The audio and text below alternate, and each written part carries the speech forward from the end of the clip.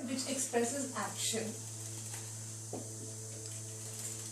I walk, he sleeps. I talk, she listens, are examples of action words. Some verbs express a state of being. They do not express action. I am intelligent, she is wise. He is going are examples of a state of being. Some verbs express possession. I have 2 pens. She has a house, etc. Express the sense of possession or belongs to. Today I am going to take up the action words or main verbs. We can classify verbs into 2. The main verbs and the auxiliary or helping verbs. Main verbs are the ones that express action. They are expressed in 3 forms. First form is the present tense form. The first form is also the present tense form. The second form is the past form of the verb. Is the past tense form. And the third form is known as the past participle. The third form of verb. Some verbs form these 3 forms in the following ways. By adding ed or t. So I say walk, walked, and this one also takes walked. Or I say learn, learnt,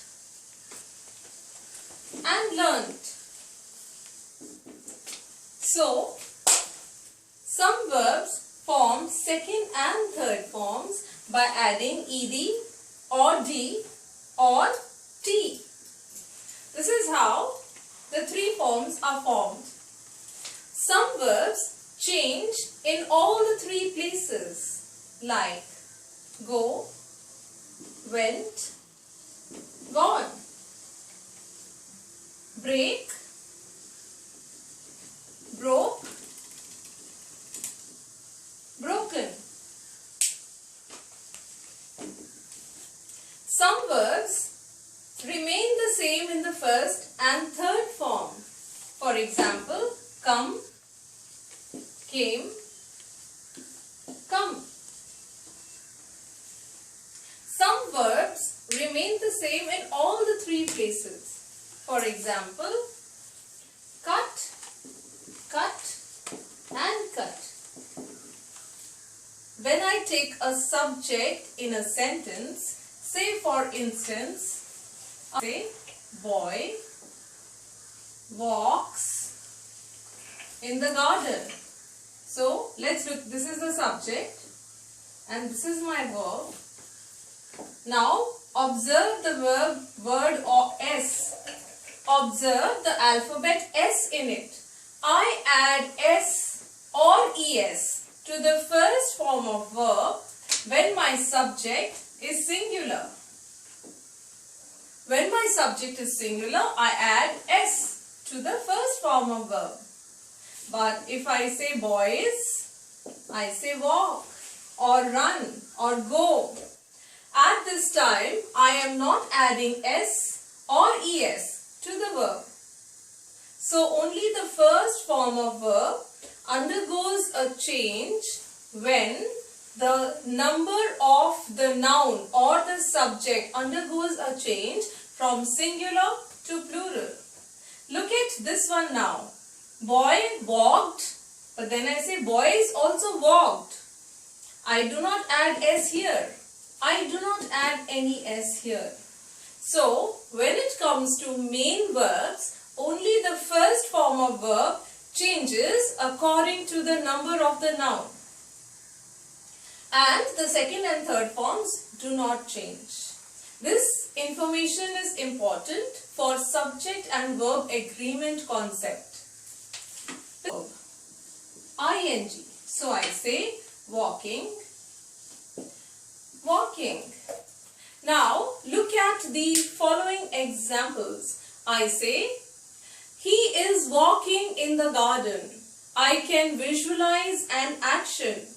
But if I say, walking is a good exercise, here I am not visualizing any action but an activity. So, when I make use of an ing form of verb that performs the function of a noun also. So, a noun plus verb form which is in the ing format is known as a gerund. Another example. Suppose I make use of this verb and say, this is a walking stick. In this sentence, I cannot visualize a stick walking. The word walking is giving me more information about the word stick. Therefore, this word is used as an adjective in the sentence. So, an ing form of verb which is also used as an adjective plus verb is known as a participle. It's known as a participle, and because it is in the ing form, it is known as the present participle. This is the present participle. Present. And all third forms of verbs are used as the past participles. For example, broken glass. Broken glass. I do not visualize an action, but the state of the object, or it is used as a describing word for the object glass. So, this is another way in which a main verb is written. Besides these, another form in which or way in which a verb is used is the to plus verb form. So, to go, to come, to eat, to drink, etc. A verb which is in its base form and is prefixed by the preposition to is known as an infinitive. It is an infinitive because it is infinite in its usage. It is free from subject and verb agreement. It can be used as a subject or the object or the verb of a sentence. Therefore, it is referred to as an infinitive. I cannot make use of a modifying word to place in between an infinitive. I have to go to school urgently. I cannot say I have to urgently go to school. So, I cannot make use of an adverb in between the infinitive.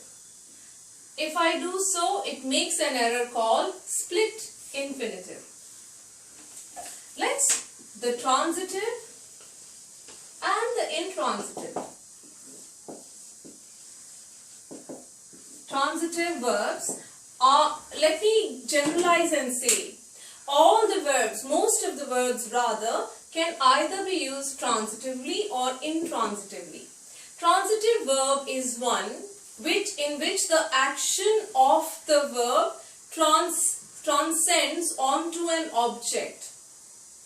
If I say the boy kicked the ball, the action kick is being translated or sent to the object ball. So the verb is a transitive one. When I do not have an object along with the verb, then the verb is intransitive in its usage.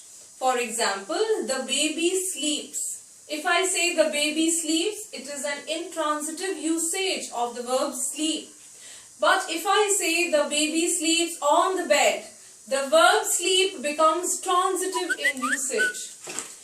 Hence, let's look at it like this. Most of the verbs may either be used transitively or intransitively. But there are some verbs which have to be followed by objects. For example, the verb tell.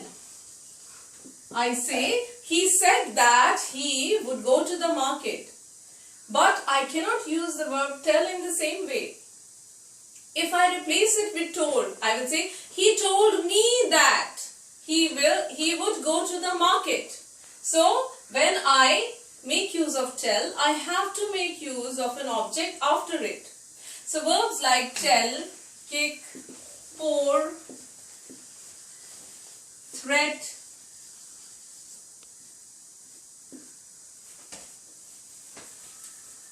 promise, etc. are examples of verbs that are transitive. There are some verbs which are only intransitive in nature. For example, laugh, die, burst, enjoy. Sometimes we can change these transitive verbs into intransitives into transitives by adding a preposition after them. For example, the boy laughed. The object is not required. But if I say the boys laughed at him, then this usage is a transitive usage. It has to be followed by an object. Often confused. Let's look at some. Born. Born. So, you say, bear. A woman bears children. She bore Karan. Karan was born in 2001. So, bear, bore, born. I can't bear this. It's too hot. I can't bear it. Then, the burden was too much for me to be born. So, endure. This means endure or carry. This means to be born or birth. The next, and lay. Lie down on the bed. Lie, second form lay, and the third form is lain. She lay on her deathbed. She had lain on her deathbed, like this. Lay is to put. The second lay is put. The workmen laid some tiles on the road. Lay and laid. Please lay the table. Or the hen has laid eggs.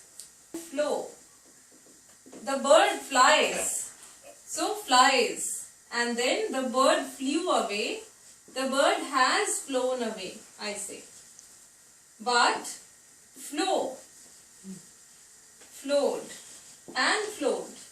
Like conversation. Flow is to get up. Raise is to lift.